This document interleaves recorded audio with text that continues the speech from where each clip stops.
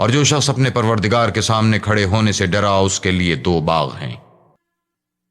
تو تم اپنے پروردگار کی کون کون سی نعمت کو جھٹلاؤ گے؟ ان دونوں میں بہت سی شاخیں یعنی قسم قسم کے میووں کے درخت ہیں۔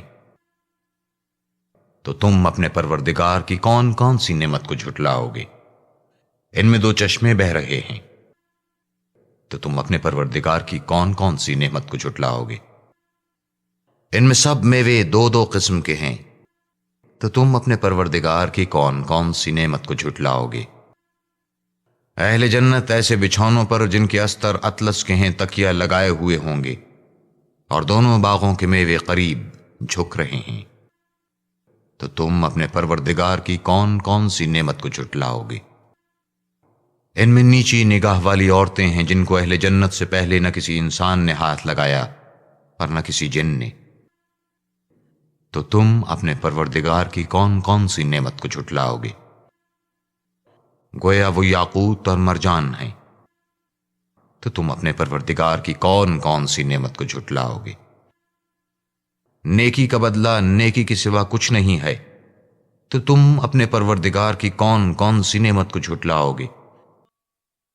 اور ان باغوں کے علاوہ 2 باغ اور ہیں۔ تو تم اپنے پروردگار کی کون کون سی نعمت کو جھٹلاؤ گے؟ دونوں خوب گہرے سبز۔ تو تم اپنے پروردگار کی کون کون سی نعمت کو جھٹلاؤ گے؟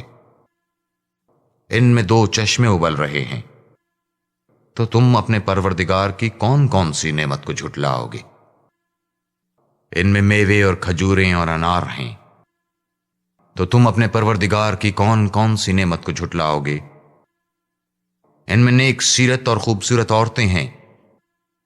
تو تم اپنے پروردگار کی کون کون سی نعمت کو جھٹلاؤ گے؟ وہ حوریں ہیں جو خیموں میں مستور ہیں۔ تو تم اپنے پروردگار کی کون کون سی نعمت کو جھٹلاؤ گے؟